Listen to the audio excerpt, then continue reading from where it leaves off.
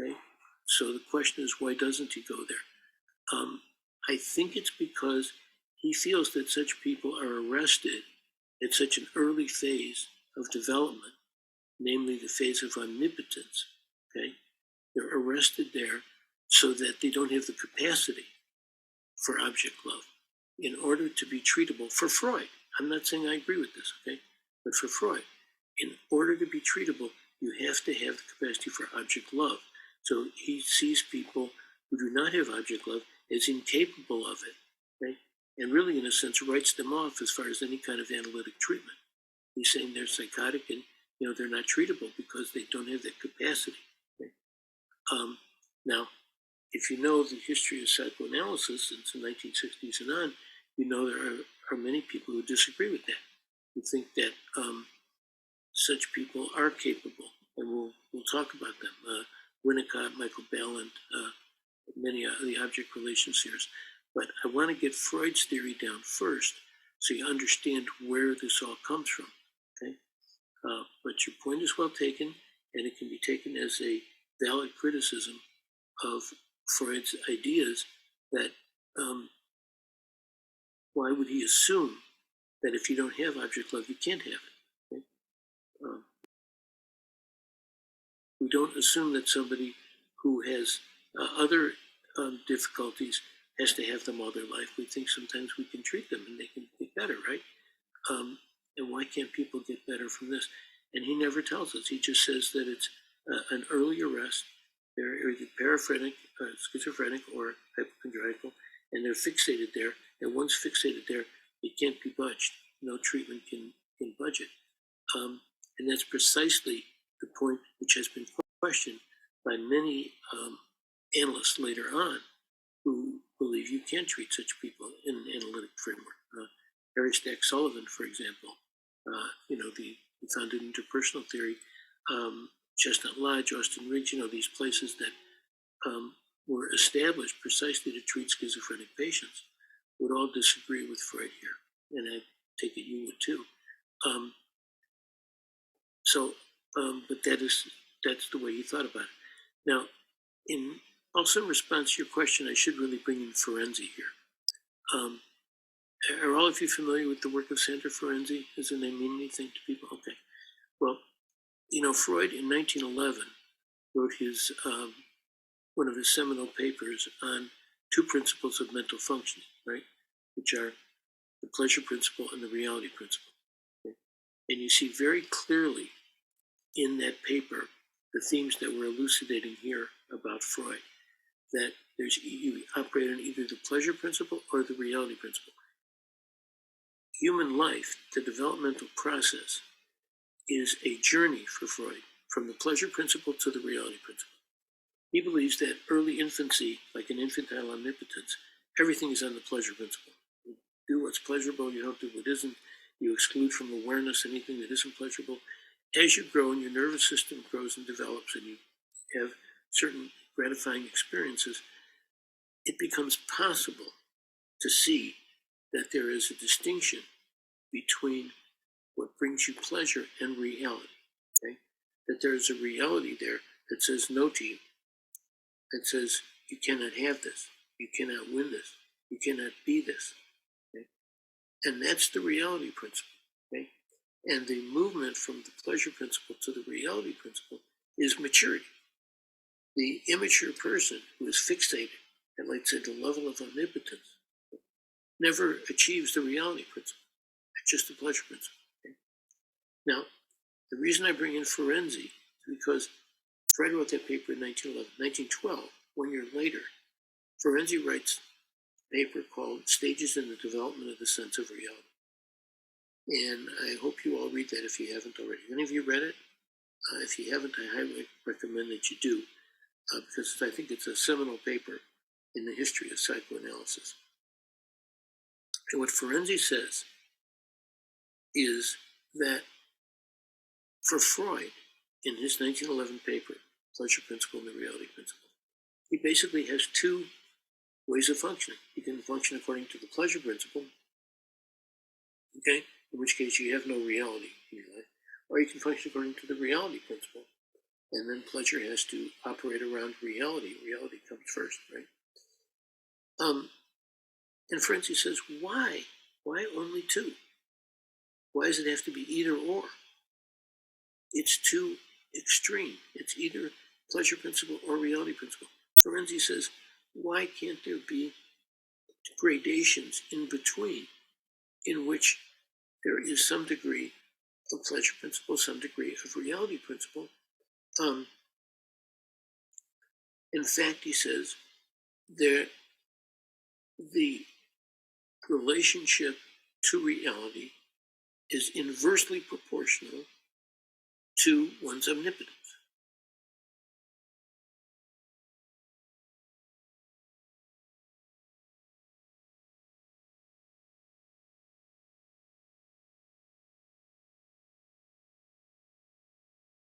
Okay, so I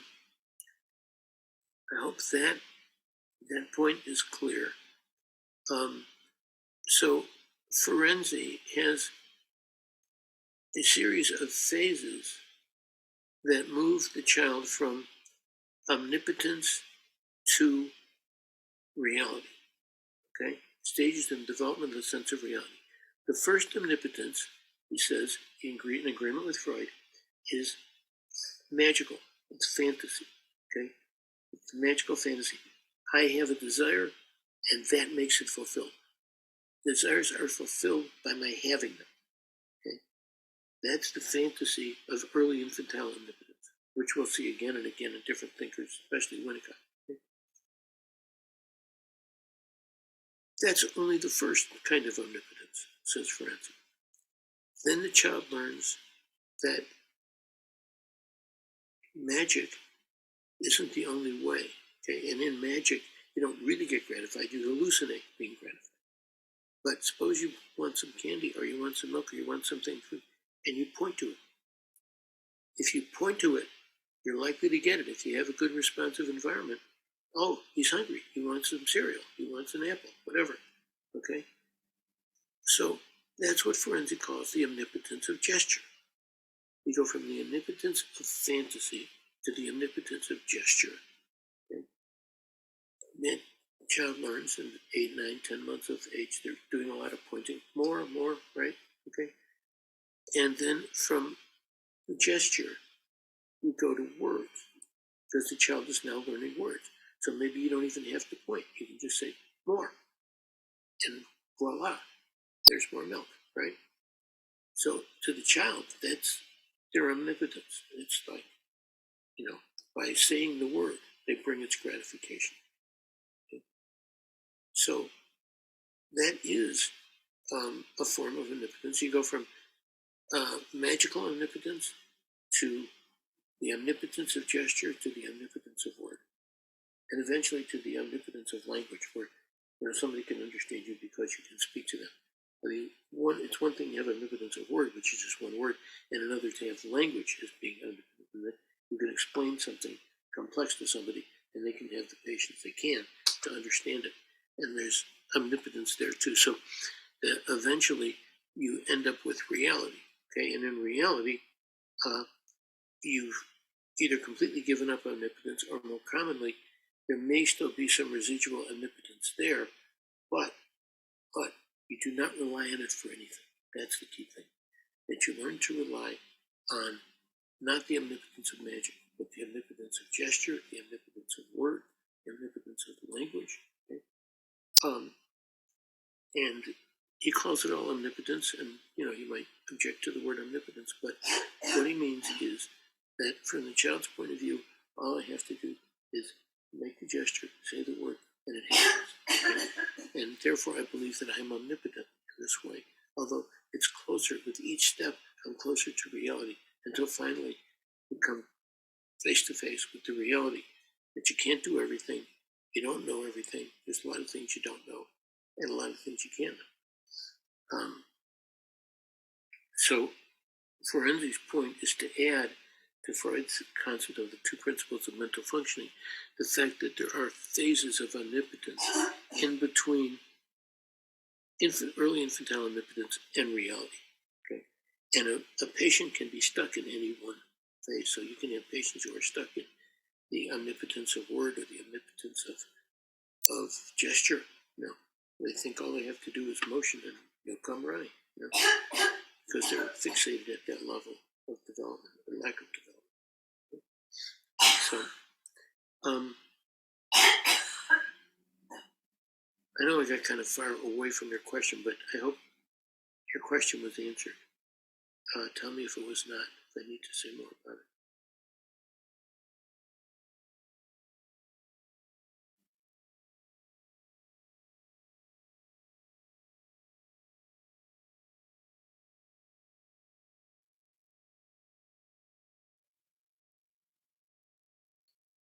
Okay.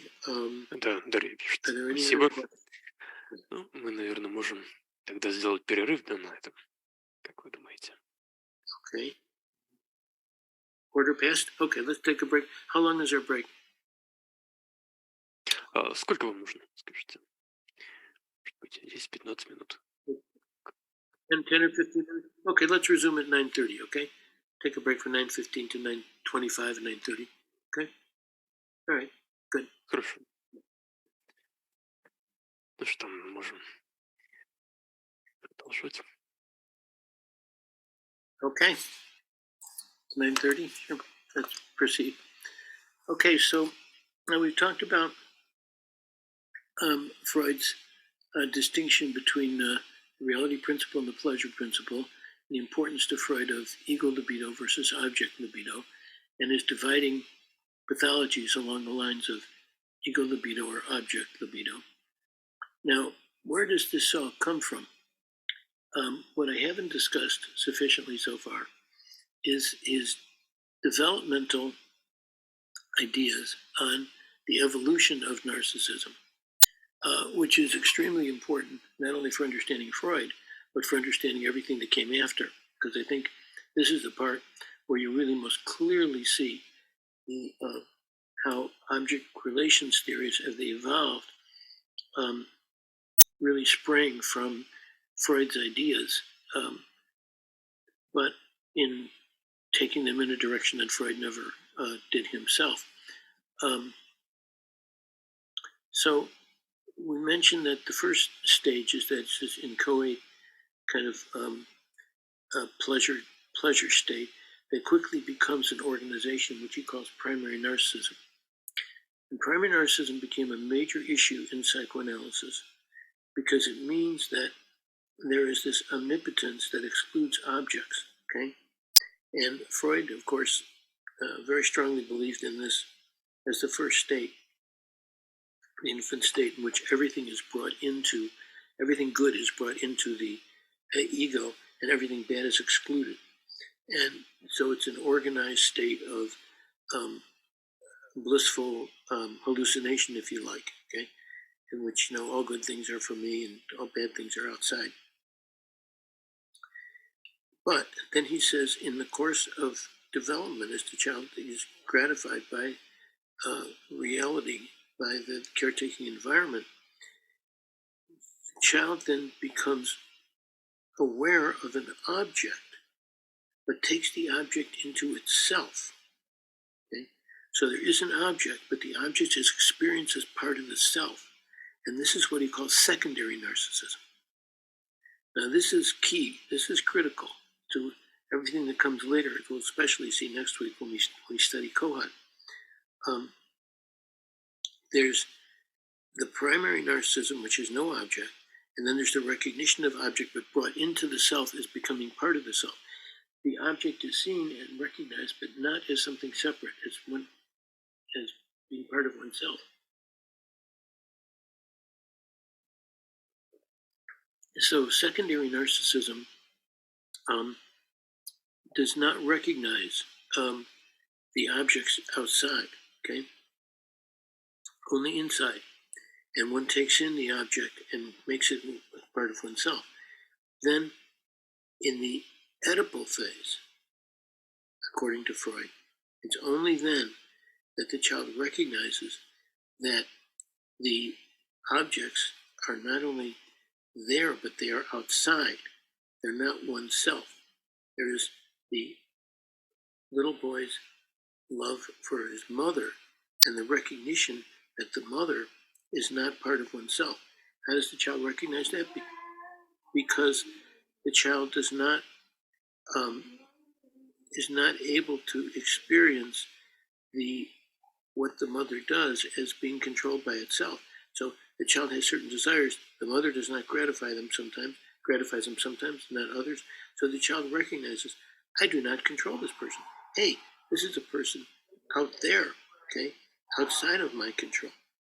And so now you have the object love of the Oedipal phase, okay, in which I cannot have my mother to myself. And I resolve that, according to Freud, by identifying with my father. I'm talking about the little boy, identifying with the father, and seeking a partner who is like my mother. Or for the little girl, of course, it works the other way. I recognize the object of my affection, which is my father, is outside of me, okay? And I realize that I cannot have my father as I want to, okay? So I recognize that this is not something I can control, so I identify with my mother and seek somebody like my father. And so that's in the Oedipal phase that Freud believed that the child recognizes the object, okay, as external. This is what brings the child from the pleasure principle into the reality principle. Okay? It's primarily the Oedipal phase, not only, but primarily the Oedipal phase. Okay. Now, remember, we go back now and to our discussion of what are the pathologies of narcissism. You remember that the whole idea of narcissistic pathology for Freud was that in the paraphrenias or hypochondriasis, there is no object, okay? There is only self, right? And this leads to paranoia and psychosis, okay? So now we're saying, but then there is this object in normal development that one has, but believes in as belonging to oneself, not outside of oneself, but still an object, but within oneself, and in which I believe I have omnipotent control. It's when I have to relinquish the omnipotent control that I recognize the object is outside of me, and I move from pleasure principle to reality principle.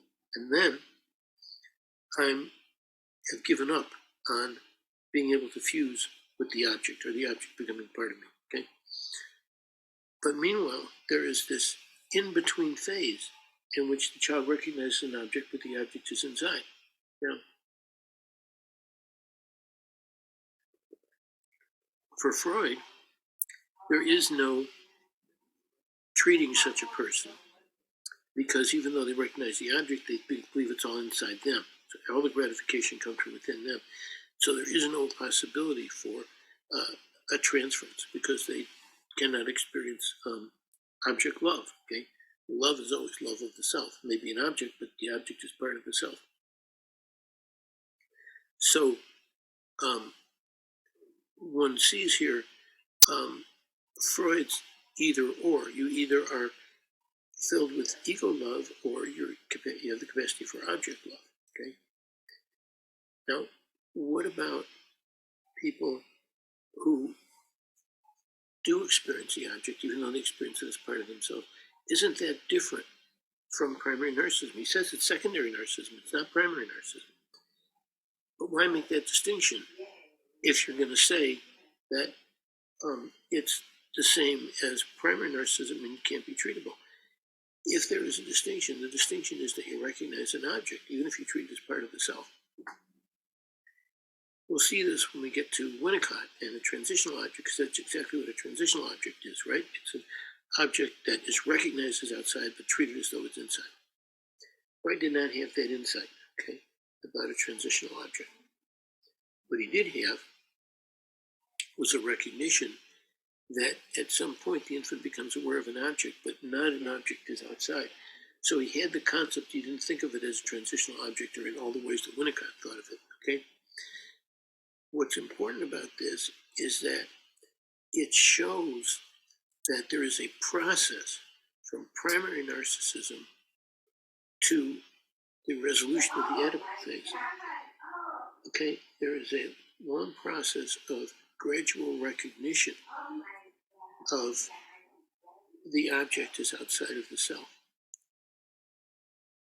And so what I'm trying to draw out is that if there is this process that goes on, why can't there be an arrest in that process in which the object is not completely inside, not completely outside? Why can there not be such an arrest at that long phase of development? So this is a question mark, to be thrown around Freud's idea. See, for Freud, there's only one libido, okay? And it's either directed toward ego or it's directed toward object, okay? So self-love, narcissism, and love of others is really one thing. It's the same thing. It's just a question of the object toward whom it's directed. So the love for myself is the same as my love for others, just a different object, okay? When the object is me, it's narcissism. When it's the other, it's an object love, okay? But it's one and the same thing. Now, one thing to consider is, how does that comport with our definition of narcissistic personality disorders? Remember, we talked about what a narcissistic personality disorder is. What is it? It's somebody for whom self-love is so problematic that it disturbs their day-to-day functioning. Okay? So if that's the case, are they at the level of ego love or the level of object love? If they're at the level of ego love, then presumably they can't be treated, right? But we're saying that they're somewhere in the phases in between pure ego love and pure object love, right? They're in between, but yet we have to treat them as though they're excommunicated.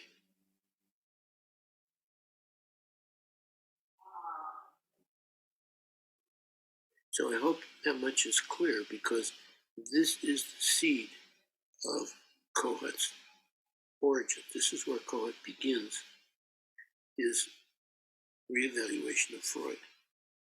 The recognition that there is, in fact, an object which is not completely inside, not completely outside. I wouldn't say it's an object in the world, but I wouldn't say it's an object in me either. Okay? And how do I manage that? And what does it tell me about myself? So there's no question in my mind that these are questions that never occurred to Freud, okay? But questions that we have to raise. Okay? It's much easier, when other people did the foundational work, for us to come in then and say, okay, now what about their foundation? Is it good or not? Once they've done it.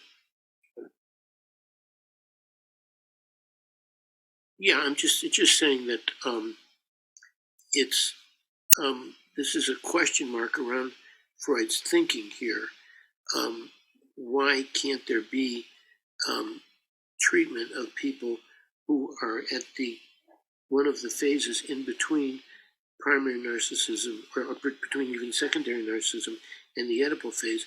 If there's a phase of where omnipotence is gradually given up in favor of reality, such as the omnipotence of gesture, the omnipotence of word, okay?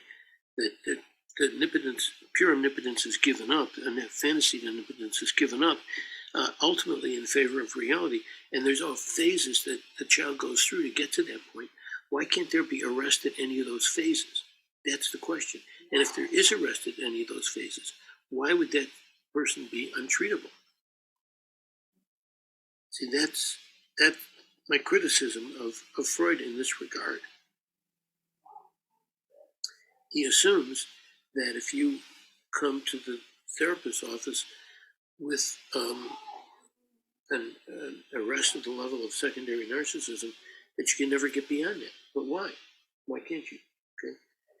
And not only that, more important than that is, what if you have passed the level of secondary narcissism, but you're not at the Oedipal phase either? There's a long phase in between the two. in which there is some degree of recognition of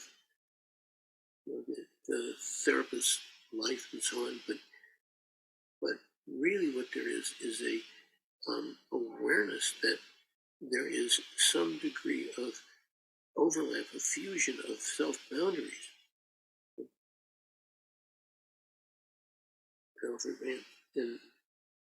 And so there can be an arrest.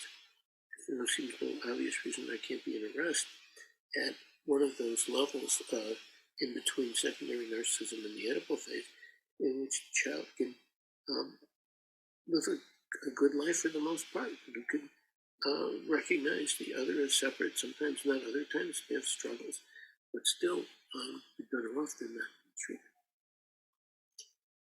So I really don't know, the answer. I do have the question. Okay? Other questions? I think it's important to recognize that, in Freud's thinking, there's a lot of very interesting ideas, but they don't necessarily all hold together really well. Like his belief that you can't treat people who are arrested at very early phases if they've gone beyond secondary narcissism, but not achieved the Oedipal phase, that there's another phase here in between.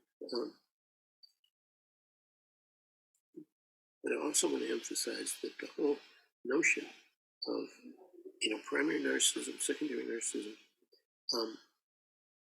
even if you have somebody arrested at that deep regressive level, that doesn't mean you can't treat them. If you believe you can't treat them, if you think, well, it's all over, they're schizophrenic, and there's nothing to be done, then you can't treat them for sure. Then you can't. You just have to give them up. But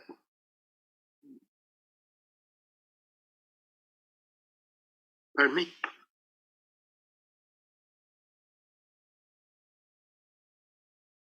Yeah. Then yes, if you believe that that the patient is at the level of, say, secondary narcissism, and nothing can be done about that, then you cannot treat them. According to Freud, you just have to accept that that's where they are, and they will always be there. That's according to Freud.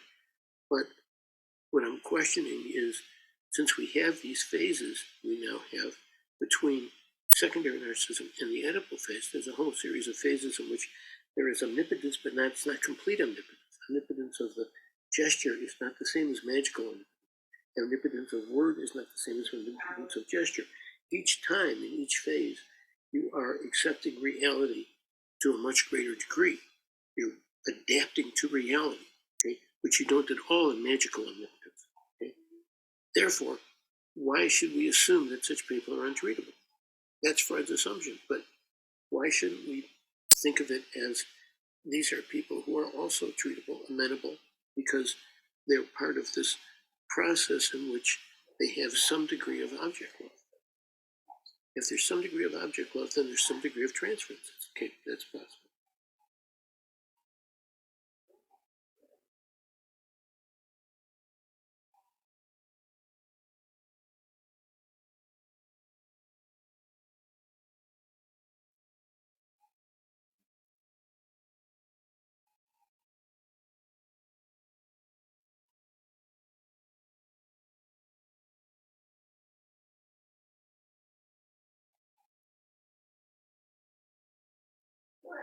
So, does that answer?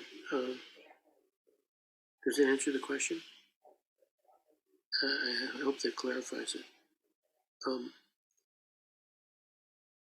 So what I want to bring out here is that, and this is very important, especially when we get to Kohut next week, that for Freud there is one kind of libido, okay, which can be directed toward object or toward ego, but it's the same libido. So pathological narcissism for Freud is that libido is directed entirely at the self. Healthy people direct some of it at the self, but a great deal of it to the object, loved object. That's what we call health. So the key thing here that I'm trying to bring out is that the the the narcissistic gratification of self-love is no different from the gratification of loving the object. It's not inherent in the libido. It's the same libido. It's just a different object. You just change the object. If you insert the self, then it's narcissism. If you insert the other, it's object love. Okay. So there's one kind of libido, and it's all a question of toward whom is it directed.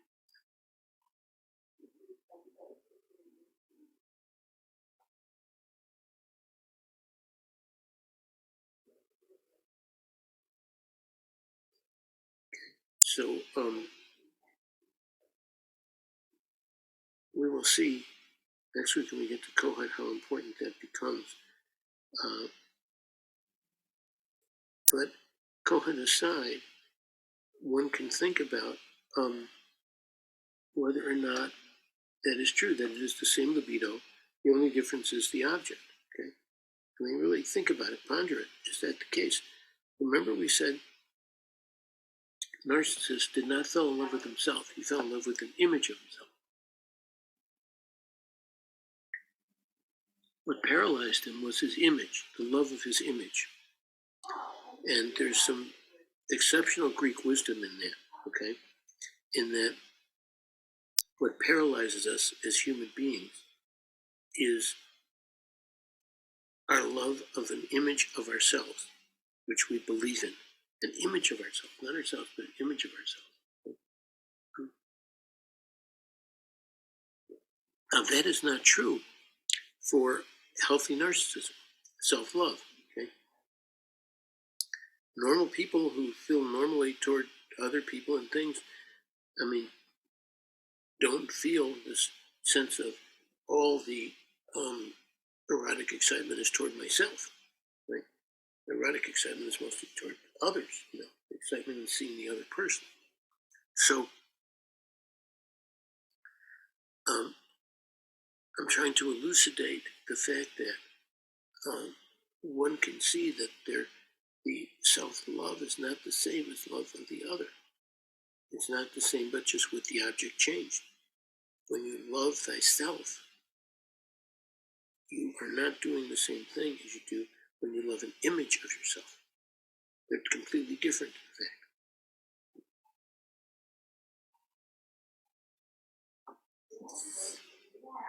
The narcissistic patient has fallen in love with an image of himself, but does not know that. They think that that image is who they are. They think that that's just been painted out there. They're whoever they are, that picture, that's of them. Okay? So reality is a very tangential relationship at best with Trump and his campaign. And we can talk then about Trump. I think it's important to talk about him because he's kind of the elephant in the living room here. Trump became president by running a very unusual campaign. He was told right from the start that he had to be pro-choice, and he became pro-choice, and whatever else they told him, he said, "I'm that," even though he had never done it before. But you see, for Freud, the part of itself that gets so involved in the loving of the other person is simply the libido directed. I'm taking it from myself and giving it to the other. So presumably, if I give too much to the other, I won't have enough for myself. If I give too much to myself, I won't have enough for the other. But I think phenomenologically, that's not how it occurs.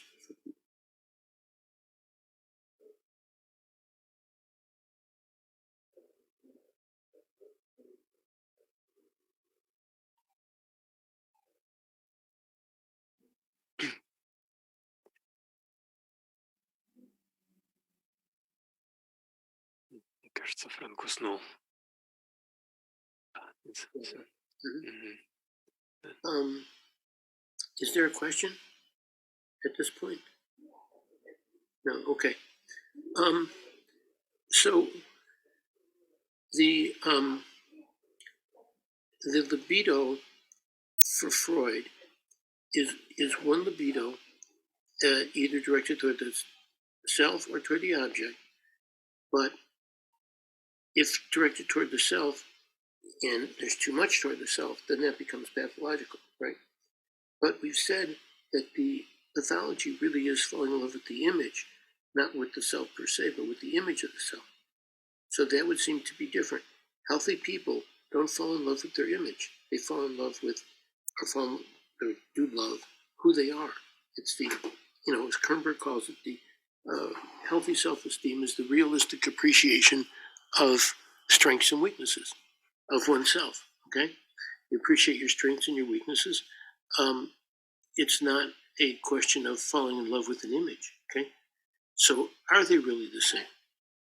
It seems to me they're different. And that's what makes the pathological narcissism pathological is precisely it's falling in love with an image, okay? And a belief that the image is with oneself.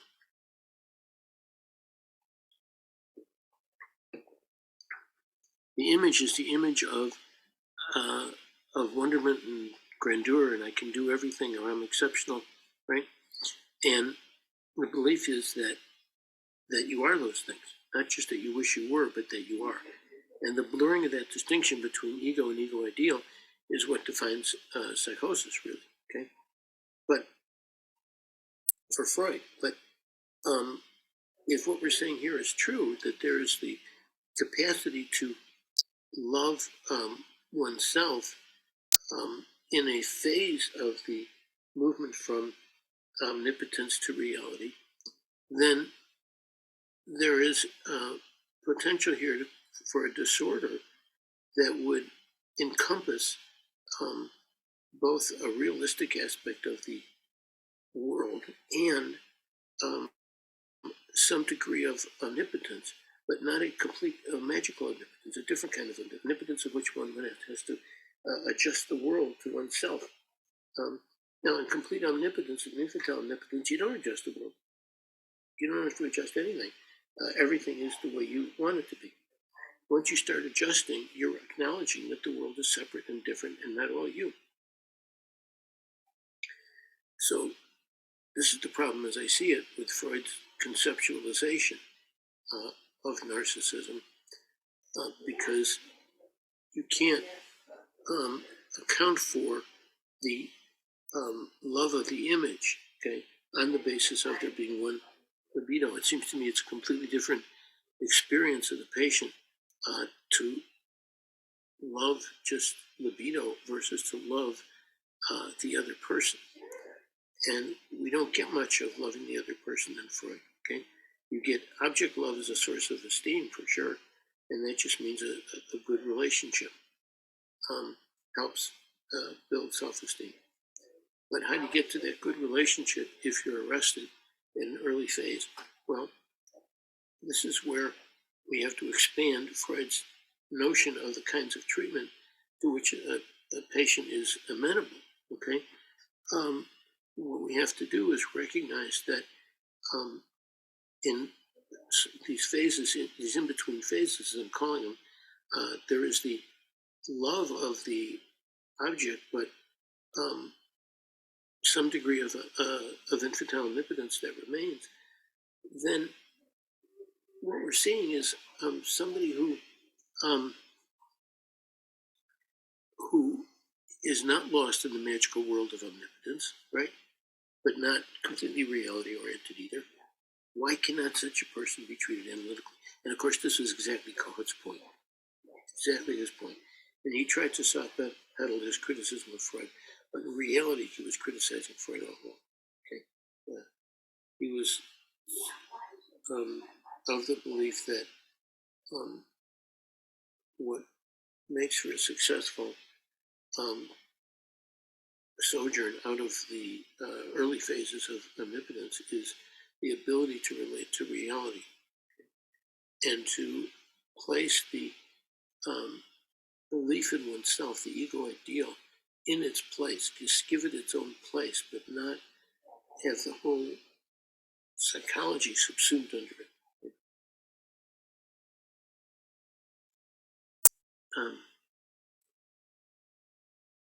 Okay, so now we've arrived at the point where we can say that Ferenczi and some of us are critical of Freud's theory that there is only one libido, and that you either directed toward yourself or toward the other. But my question is, I mean, the 22nd gave you no clue what 29th is going to be here. 29th. Oh, louder? Okay. Yeah, sure. No, I'm just saying that what we now go to trying to understand the implications, the therapeutic implications of Freud's thinking about narcissism and how we might think of it, whether we agree or disagree with Freud. Because if you agree with Freud, then you have a very limited repertoire of patients who are amenable to analytic treatment, whereas if you oppose Freud, you open up the spectrum, the widening scope of psychoanalysis to a lot of other people. But how much of that is realistic? That's the question. Is it realistic to believe that we can treat the paraphrenias? Well, you see, the point that Ferenczi and Michael Balint and many others have made is that it's not about treating primary narcissism. It's about treating the patient who is emerging from primary narcissism into the world of other people, and it's caught somewhere in between, okay? And not completely differentiated, but not completely merged either. Okay? That's the person that we seem to most be able to help most effectively.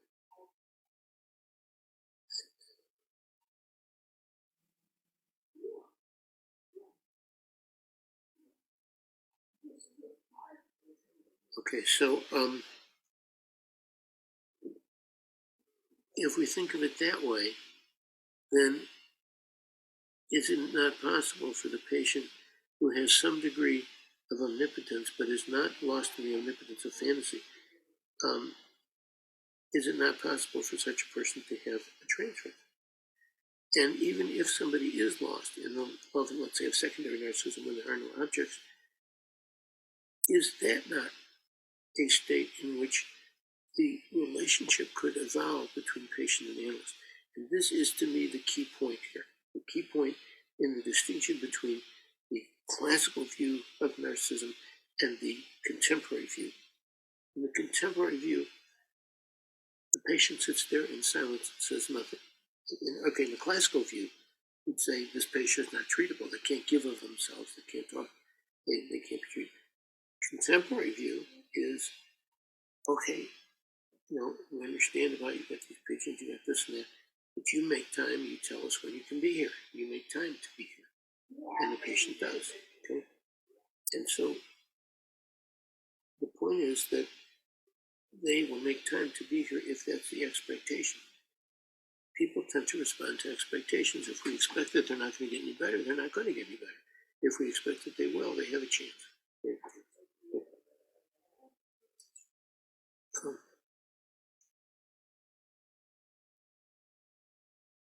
So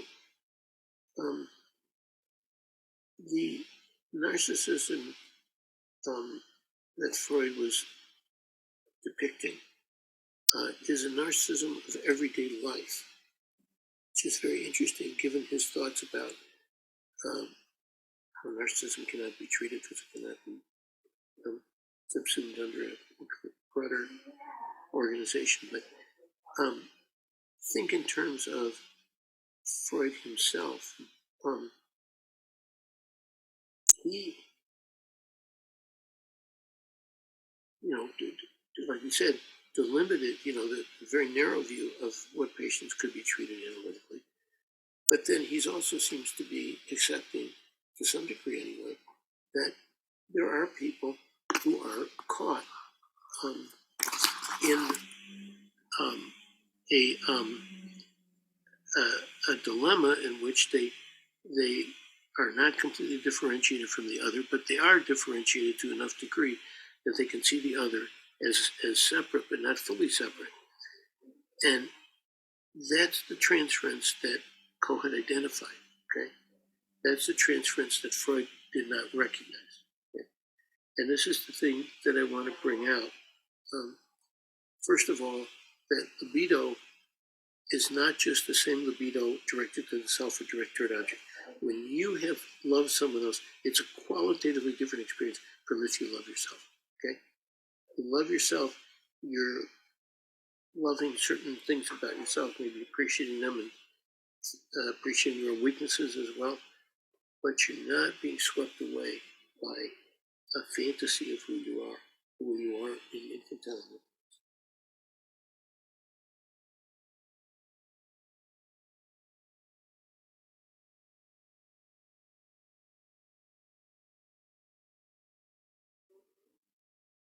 Okay, so do I have then the point about treatment? Because this is where we get the jumping off point into the object relations views.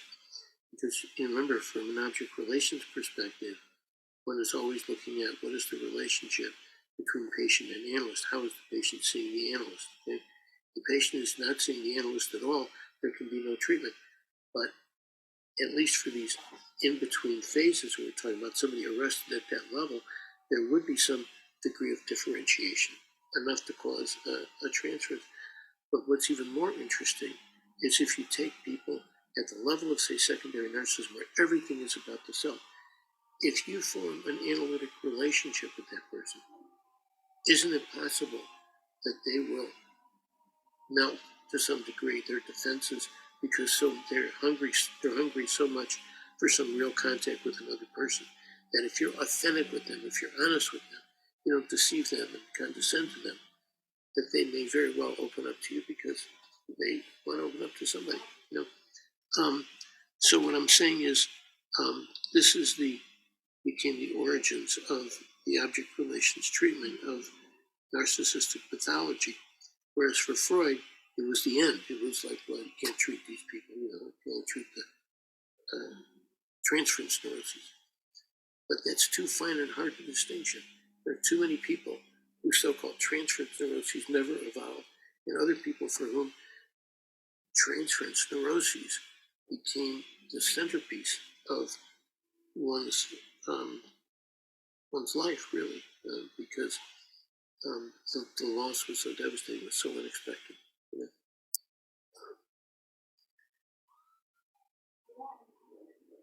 So on a couple of points here, we're being critical of Freud on the notion of there being just one libido, okay, and it's just different according to who it's directed toward. That, I think, is really important that we debunk that, which I think we did, by saying, spaghetti is not the same as macaroni and cheese. Oh, yeah. Okay, yeah. So I think we did debunk that notion by saying that there is a qualitative distinction here. And therefore, the treatment should be different. It can't be the same treatment if there's a qualitative distinction, which I think there is. Let me halt again here. I've talked a lot. I've not had too many questions. I think really just one. What questions do you have in mind, or what are you thinking about? Do you have criticisms? You want to talk about Freud or what happened with Freud, or what?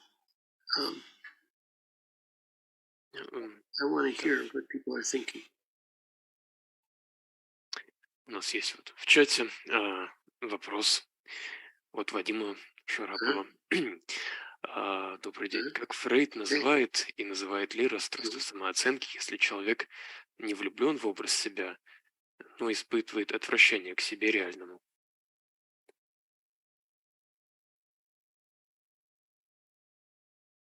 In other words, he feels repulsed by himself, right? Is that what you're talking about? That's the question. Yeah, it's a good question because Freud doesn't really address it. Okay, at least not in this paper. He does address things like primary masochism in other papers, but he never really addresses that kind of question under the rubric of narcissism. So, what does Freud say about people who are repulsed by themselves? He says that these are people who have taken in from the early environment a view of themselves as wholly negative. Okay?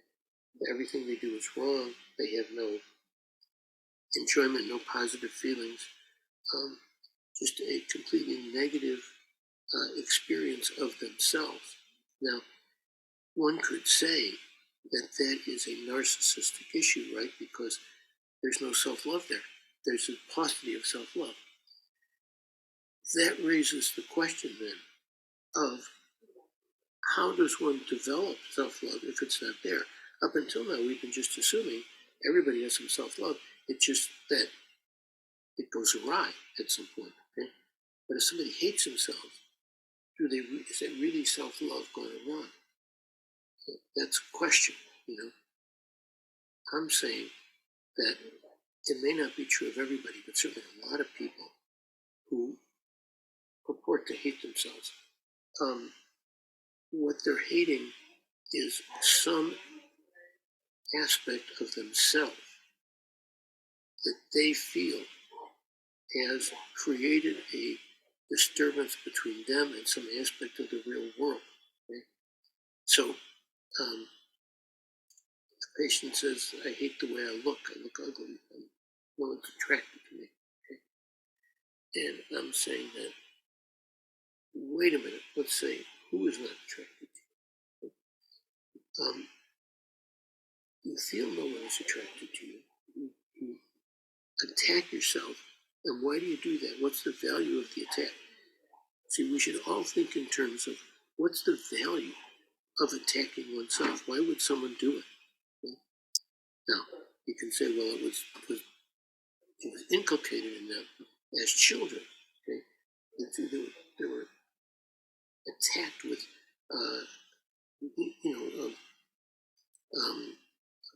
verbal and physical and maybe sexual abuse.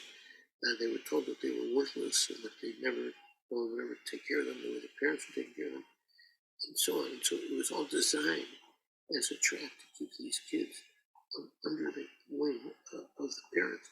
And then when they grow up and they say, well, I'm not important.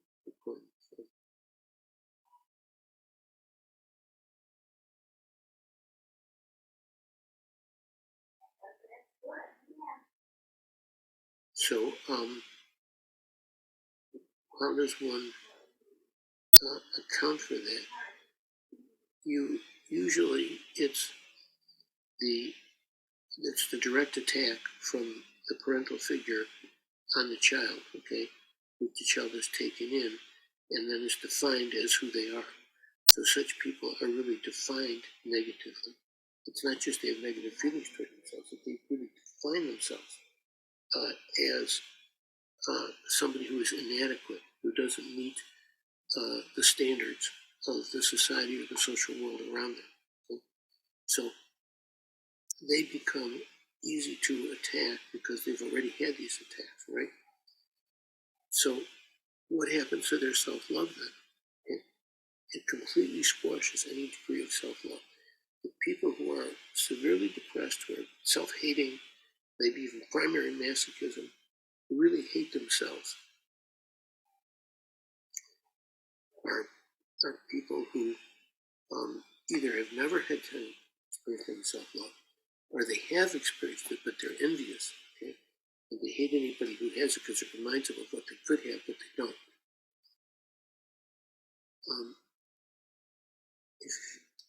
Excuse me, one minute, be right there.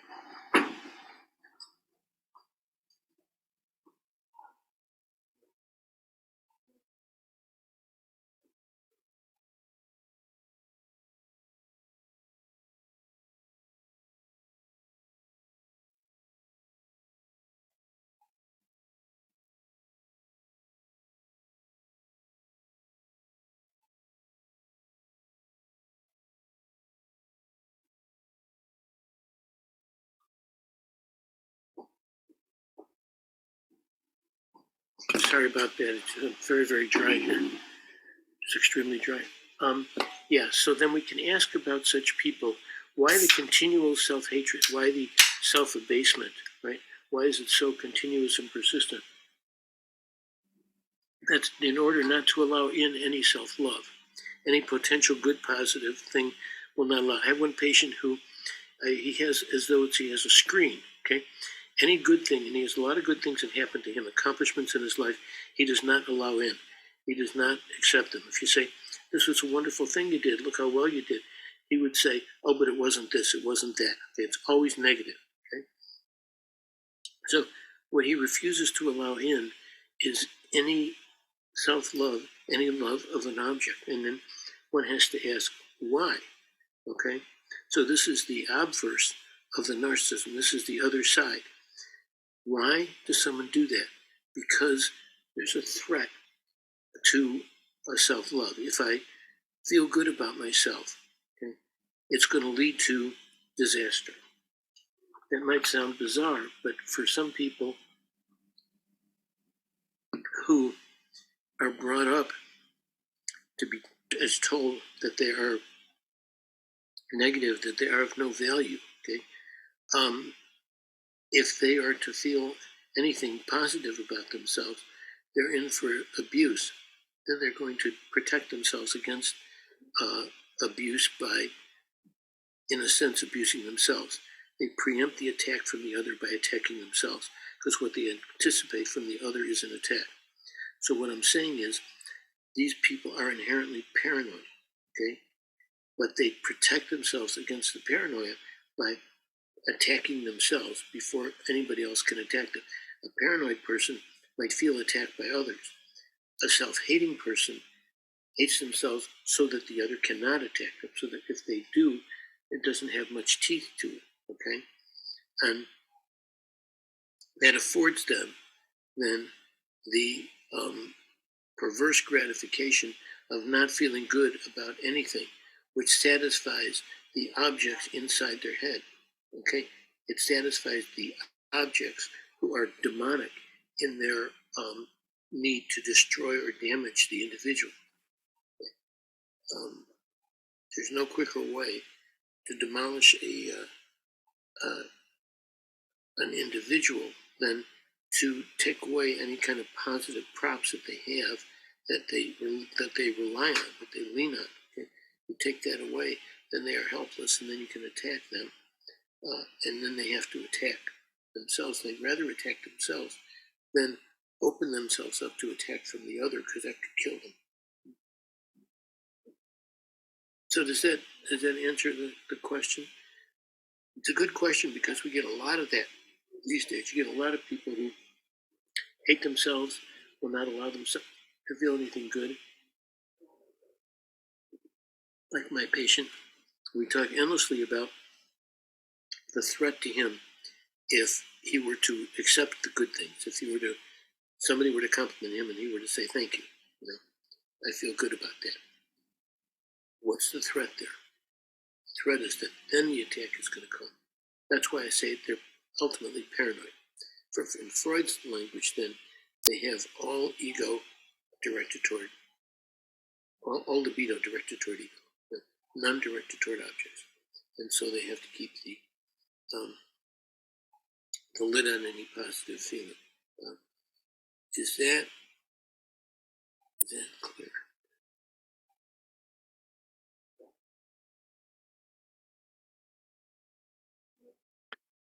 Да, спасибо, коллеги. Может быть, еще есть у кого-то вопросы? Или мы продолжим дальше с лекционной частью? Are we continue? Okay. No other questions at the moment? All right. What I wish to do now is go into a little bit more of Freud's idea about different kinds of narcissism. He does believe that narcissism is the type of narcissism you have, that the manifestation of it is largely a function of gender, okay? So there's a difference between the female type of love and the male type of love. Remember, love and narcissism are just two sides of a coin for Freud. Okay, so he feels that the in society, as he understood it, women nurture and take care of, men protect. Okay, so the little girl grows up as somebody who can be giving and nurturing, right? But if there is a narcissistic deficit that has to be made up, the young woman portrays herself as this cool, aloof individual, right? Because that allows her then to feel a narcissistic gratification in men being after her and her not responding to them. The male, on the other hand, Freud, grows up as a the protector, but if he doesn't get narcissistically gratified himself, he's going to love according to the male type, which for Freud, this is going to shock you, the male type of love is analytic love. It's the abject laying prostrate out on and confessing one's love to the woman, feeling weak and ineffective, but giving to her and her only, because she is the ideal figure. And that's Freud, according to Freud, that's love according to the male type. The male gives himself over to love for the woman, like the romantics of the 12th century, the 11th century, the troubadours who just sing these odes, to women who are these idealized, perfect creatures. And when you do that, you have really made yourself vulnerable. But he said that's the male type of love. The female type of love is to be aloof and cruel and narcissistic, and not allow men to reach you.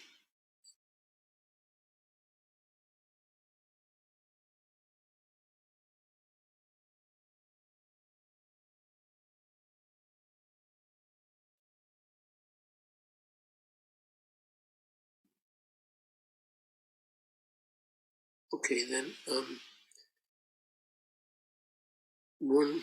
what I think is important about that is that if we look at the patients we see today and have been seeing for the in the contemporary era, I don't see any men prostrating themselves, confessing their love as a romantic 12th century figure. I see men as being more aloof, and the woman as being more prostrate and seeking out the relationship, the attachment, the woman becoming more dependent on the man at least expressing an aloofness and a lack of dependence on the woman. I mean, those are the kinds of loves that we see today, right? It's completely the opposite of what Freud saw. And so I think one thing to think about it is, why is that? And what does that mean, that it's so different?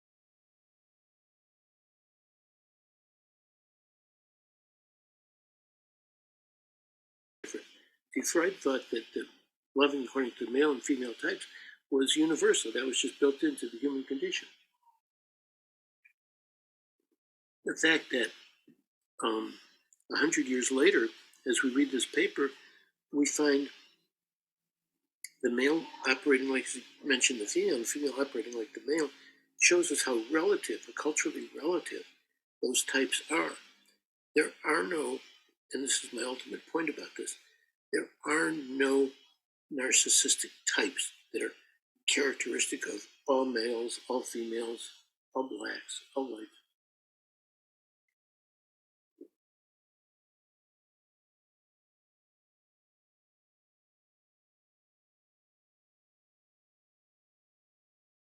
There aren't types that fit demographic characteristics like women and love this way and men love that way. Women love all kinds of ways, so do men. So the narcissistic pathology is not defined by the particular content of how it's being experienced. It's defined instead by the degree of self-esteem enhancement and the degree to which that is disturbed by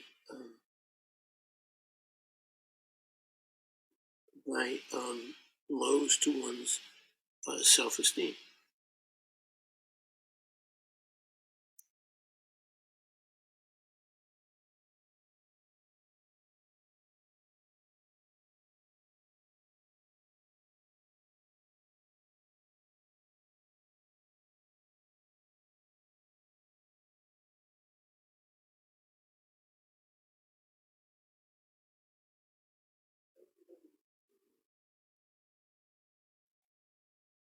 So the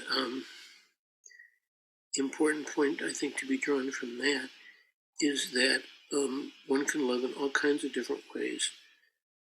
The fundamental feature being whether there is a disturbance in the self-regard such that one is unable to perform most functions in life, or at least a great deal of functions in life.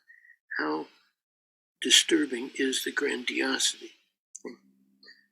So I'll give you a case of mine, a patient who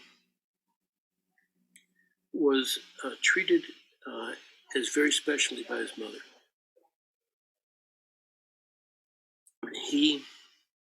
Her mother clearly was dissatisfied with his father. She made that very clear. And she preferred him, my patient, to her husband, to the point that she would laugh at her husband with my patient as a child, as an 7, 8-year-old child. They would laugh together at his father.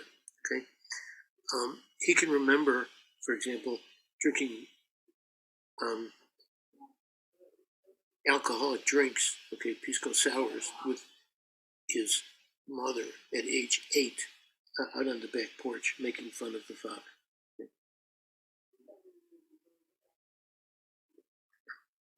What this leads to, of course, is a grandiosity in him, a belief that, he did not have to do what other people did, that he was above other children. He didn't have friends because he regarded childhood friendships as kind of a waste, as kind of a trivial kind of pursuit, as opposed to the real seriousness of life, which he represented. He was dressed very formally, spoke very formally. But what did he get from that? Okay, he was trying to get some narcissistic gratification, but it never did work because it was all image. It was all this effort to invest himself in this image of himself.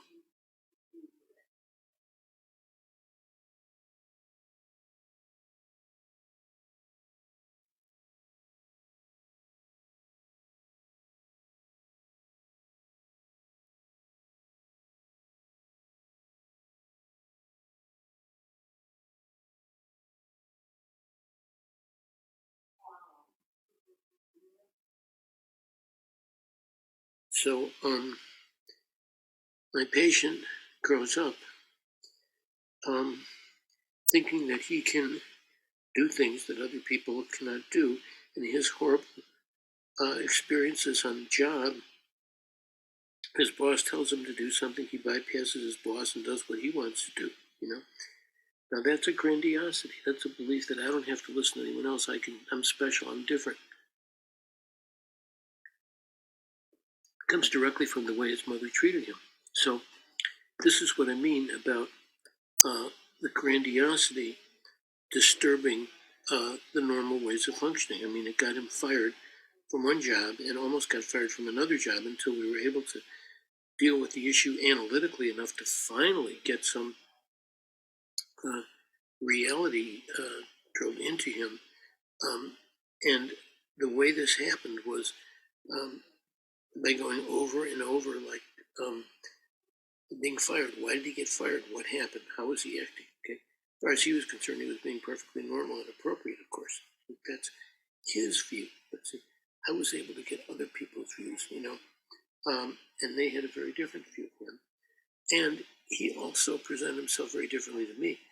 He acted to me, in a very entitled way, and he didn't have to obey the rules. He didn't have to come. If he didn't feel like coming, he could cancel at the last minute, and he shouldn't be charged for it.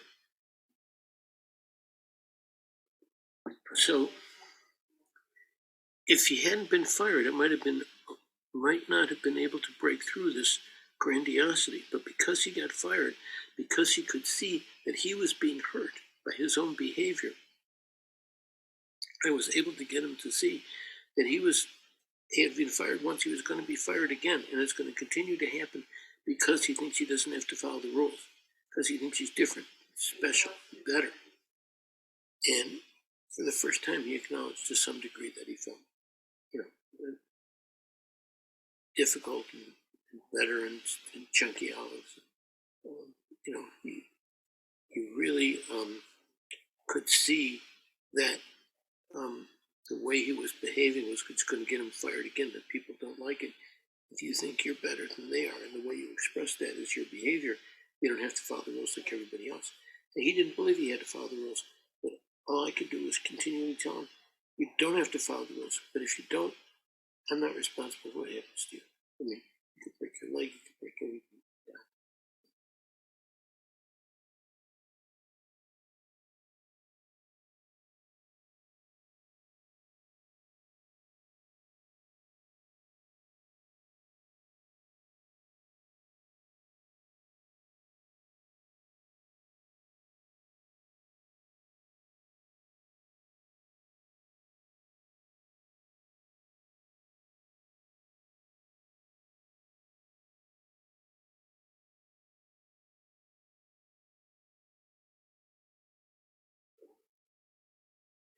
So,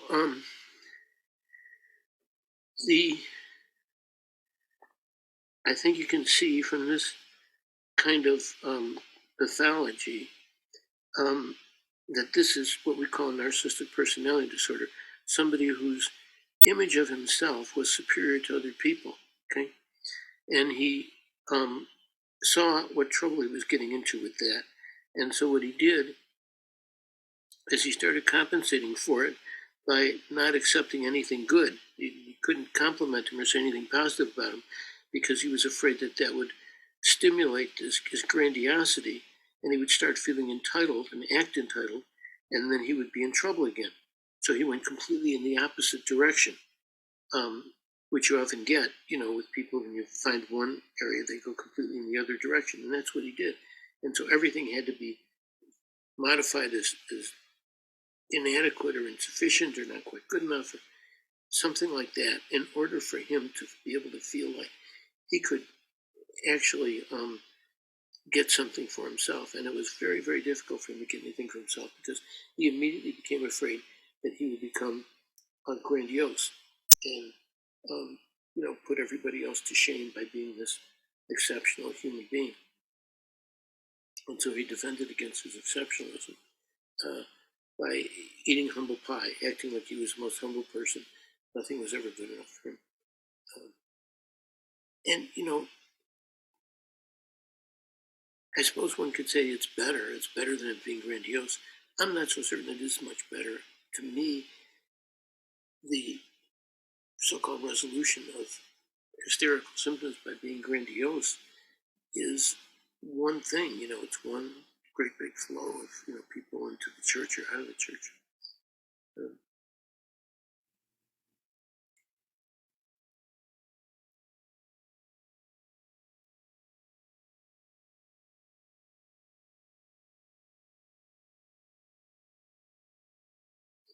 Yeah. So now I'm thinking we're about a little bit past 10:30. I've given you an example here, a clinical example from my own experience, and I would like to hear from other people what your thoughts are about Freud. I've given you some of my criticisms of Freud. What I want to emphasize here by way of kind of a summary is that, Freud's idea of narcissism, as I've emphasized, was this one libido. It's either ego libido or object libido. If there's too much ego libido, you're going to fall ill. So you have to cathect the object. You go from ego to object in order to protect yourself against illness. Okay, and there is a major problem, I think, with that kind of thinking, because I don't think the people who are grandiose love themselves too much. Okay, they're entitled. They feel like they deserve more than other people, but it's not out of self-love. Like, if you look at my patient, and here's the kicker, really. You can say, well, he loved himself so much that he thought that he was better than other people. He deserved to have attention danced upon him and deserved things other people didn't have, and he was entitled. But when you came down to it, okay, he was always being hurt by anything that wasn't perfectly gratifying narcissistically for him. Any kind of criticism he couldn't handle, anything that wasn't perfect, he had to dress perfectly. If it wasn't perfect, he was extremely disturbed. Why is he so easily disturbed if he loves himself so much? The answer is he doesn't love himself so much. He only appears to love himself, but he loves an image of himself. And in fact, he has contempt for himself because he knows that image is not real. He knows when he was drinking, whiskey sours with his mother out on the porch, it wasn't because he was a special person. He knew even at that time that it was because his mother was trying to attack her father, using him to attack the father, okay? or her husband, his father, using him to attack his own father. And that's what you inevitably find with people who are in love with this image of themselves, that there is nothing underneath it. The reason they're so in love with the image, and the reason they demand so much attention and demand, exceptional treatment and, entitled care and so on, is because they're terrified if they don't get it, they're going to feel the emptiness underneath. They're going to feel the nothingness. That is their soul. There's no soul there. There's nothing there. And so to say they love themselves too much is totally off base. No one loves themselves too much. They don't love themselves at all. My patient, as entitled as he was, lacked any sort of real self-love. He hated himself because he felt like such a phony, because he felt like he was always trying to present himself in a certain way and getting accolades for it. And it did work. He was good. He got accolades, but it meant nothing. That's what I had to talk to him about time after time. What did that mean to him to get those accolades? It meant nothing, because they didn't know who he was. They were responding to an image of himself. So that's where we are with Trump, okay? We're there with Freud, because Freud didn't have a concept of gradations of narcissism, right? Freud's way of handling narcissism was to just dismiss it as, really unteachable, right? And so today, however, we have a different view. We try to help people with things that in days gone by maybe they would just be dismissed as not helping. Yeah, I was just saying that in days gone by, we would say that some of these people just were not helpable. But now we don't believe that. We're trying to help the same people, and we're trying to help them by bringing out the defensive nature of the grandiosity and how that protects them against the awareness of the nothingness inside. Okay? And once they become aware of the nothingness inside, then they'll react against that, of course, and feel disturbed and disrupted by the treatment. But then we have to hold the situation, and help them live through it, because they have to experience nothing if they're going to build something. They're not going to build something in the way they tried to build their, Air Force career or whatever, because that was purely, on the basis of a disturbance in in the way they could experience themselves. So I guess what I'm trying to do here by way of summary is saying that Freud began the story of narcissism in psychoanalysis with his idea that everybody is born with this kind of omnipotence, okay? And there are stages in that development of that omnipotence toward reality eventually. But that reality and narcissism are obverse concepts. If you have too much narcissism, not enough reality, you have to switch it. Too much Seattle, not enough narcissism. You're always operating between those two, according to Freud. Whether we'll see that play out with other theorists is another question. But what really matters here is that the sense of entitlement reflects a kind of grandiosity which protects against the feeling of nothingness. And that if the patient does not experience the nothingness, they're never going to understand themselves experientially as what that grandiosity is all about. They only really understand that grandiosity and what it's all about when they experience it, when they live through it.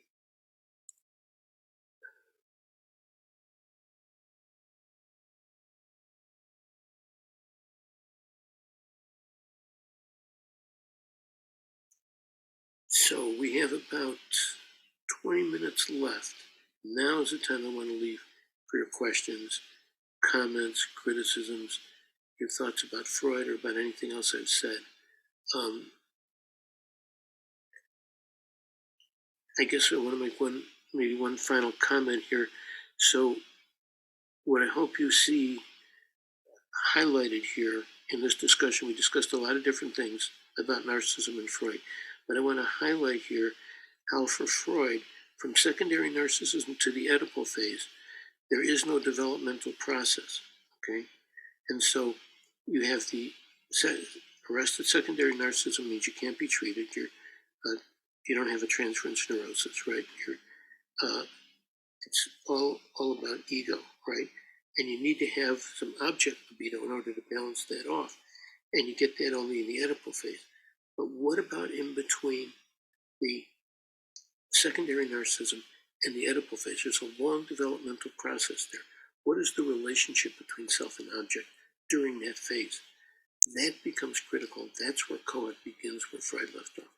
So I'll leave with that and then open up for questions now.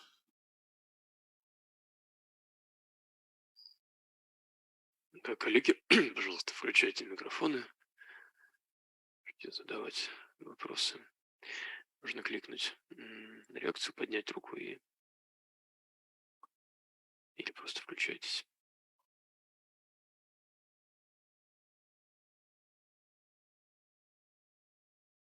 Anybody want to ask a question? Make a comment. Doesn't have to be a question. It could be a comment, a criticism,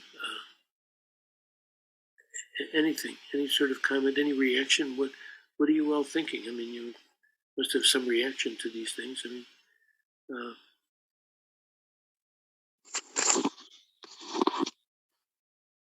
yes.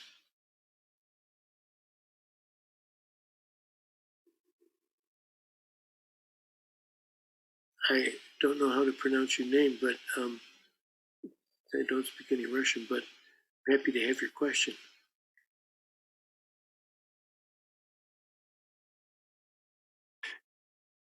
Is this a person who wants to ask a question Вот у нас or make a comment? Патимат, пожалуйста. Да, здравствуйте. Я бы хотела... Меня слышно? Да, слышно.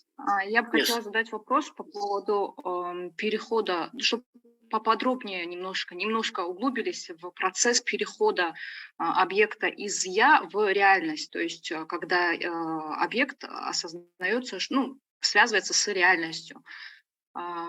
Просто что на это влияет, насколько будет успешным, что все-таки объект субъектом будет воспринят как что-то из реальности.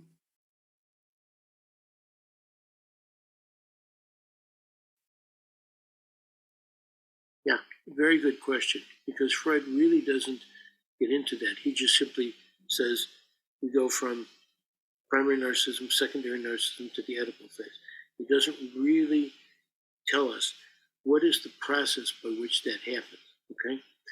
And what I would say is that I will answer according to what I believe, and to some degree I think what is implicit in Freud, and certainly what other people believe, and we'll talk about it much more next week, and you'll see that your question will be addressed directly next week when we talk to Kohut, because Kohut addressed it. But the way I want to address it is this. As the child is gratified, remember we said there's three sources of self-esteem, right? There's the inherent omnipotence of early childhood, right? And there's the, in fact, accomplishments and achievements of the child which are recognized by the environment, which is the second source of self-esteem. And then there's the object love, okay? So if you take those as, the basic fundamental framework of Freud's theory of narcissistic development, I think one could extend it to say that what Freud is telling us is that in secondary narcissism, the object still has to be taken into the self because the ego is not grown enough to accept the reality that there is a person outside me who is gratifying me, okay? You take the object in order to believe that you gratify your own desires. The idea that you have to depend on somebody outside of yourself creates existential anxiety, because then you don't know when if it's going to be gratified, by whom, when. You're dependent on some other, okay, and contingencies to which you have no control over. So that lack of control means that you bring the object inside where you believe it's in you, therefore you totally control it. Okay? So the implication is that if the child is sufficiently nurtured and gratified and its needs are met within a relatively short period of time, the child feels hungry, it gets fed. If it needs a diaper change, it gets changed. In other words, if there is that reaction from the environment that gratifies those needs, the child then can become aware that there is an object out there. It does not become so threatening because of the reliability of the environment, which provides the trust that this object will come and will satisfy me. Then there is the capacity gradually to develop the awareness that I do not control this person. I acknowledge that I depend on them, but I don't control them, okay? So the fundamental feature, I think, of the shift is how the child experiences the environment. If the environment is consistent and reliable, the child feels like the child can become aware that there is an object outside of me who is providing for my needs. And because it's not so threatening. It's not so threatening because there is this belief in the object coming through and meeting the needs. If, however, on the other side of the ledger, the gratification is not there, that the child does not experience the other or the needs as getting met in a reliable way. If they feel the hunger and they're left to cry in the crib, if they need the diaper change and they cry and nobody comes, okay, they do not develop that sense of reliability about the environment. They have to believe that they are bringing the gratification of their own needs simply by having the need of gratifying them. And that's what they do in order to not feel the vulnerability of awareness on other people, where you're dependent on other people hearing you and coming through for you.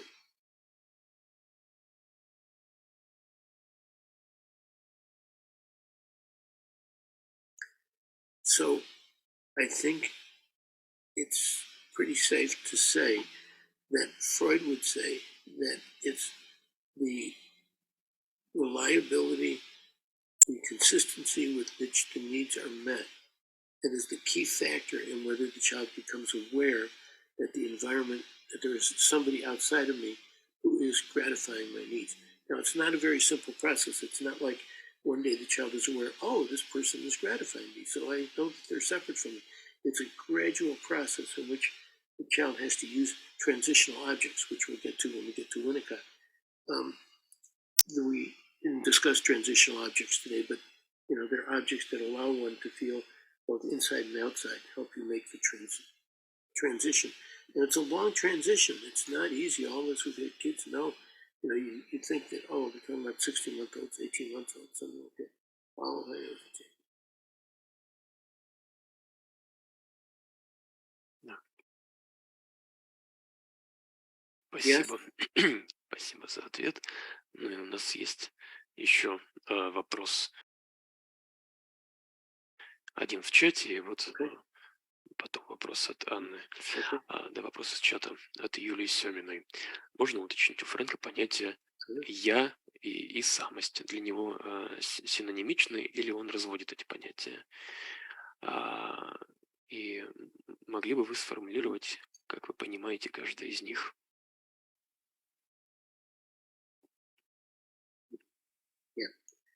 Well, asking for me, I do distinguish them, okay? There's a reason why the child says me before the child says I, okay? Me, child says me do this, me do that. Why do they say me first?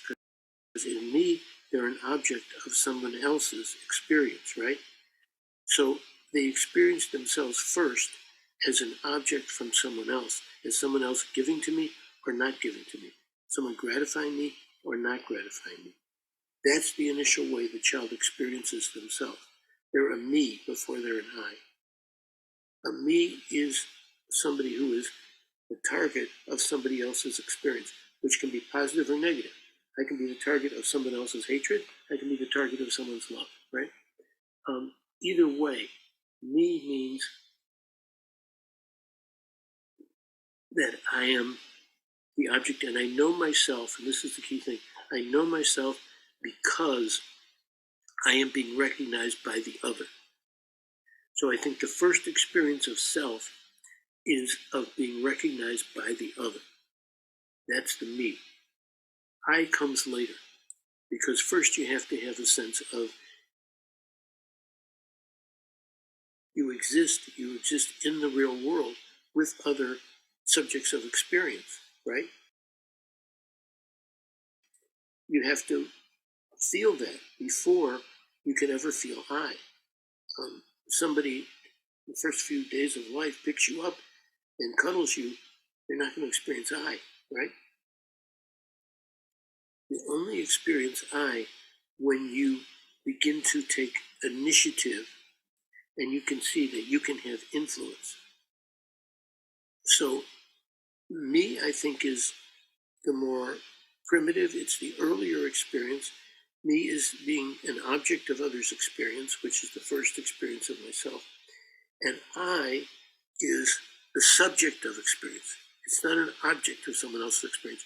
It's a subject. It's a purely subjective concept. I want this. I do that.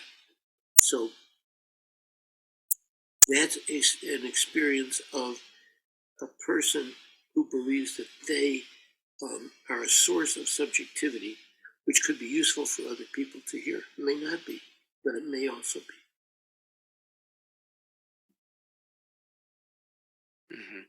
Спасибо. Ну, у нас еще есть... Does that answer your question about the me and the I? I mean, the child starts to say I when they realize that they are the subject of desire, okay?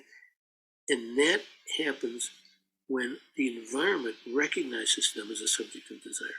It's one of the great myths of early psychoanalysis was that the child becomes a self when the other recognizes them as such.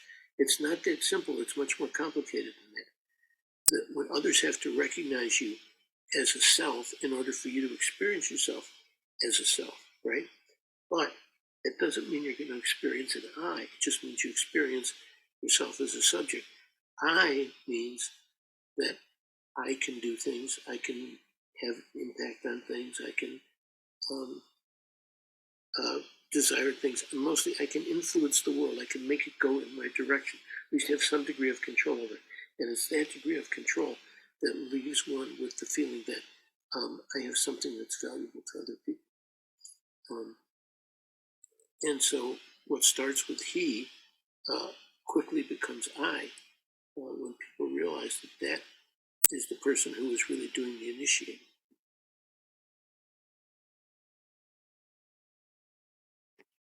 Да, спасибо. Ну, тогда, может быть, мы еще успеем два вопроса задать. No Вот question. вопрос Okay. от Анны один и от Ольги еще Кенфеевой. Здравствуйте, Фрэнк. У меня спасибо, во-первых, огромное за этот семинар. Он был и содержательным, и я для себя интересные тезисы подчеркнула. И вот один из них связан, что человек, ненавидящий себя, ненавидит так, да, что другие даже на него не могут напасть. Правильно ли я понимаю, что в терапии мы как бы стремимся к тому, чтобы эту ненависть по отношению к себе сделать меньше? Тогда получается, что человек становится более уязвимым по отношению вот к этим объектам, которые на него нападали. Не приведет ли это к повторной травматизации или на что обратить внимание, чтобы этого не происходило, может быть, на укрепление защит? Вот такой вопрос. Спасибо. Yeah, very good question. I can't possibly do it justice in the 5 minutes that's remaining here. It's a really good question. It's complicated, and there are a lot of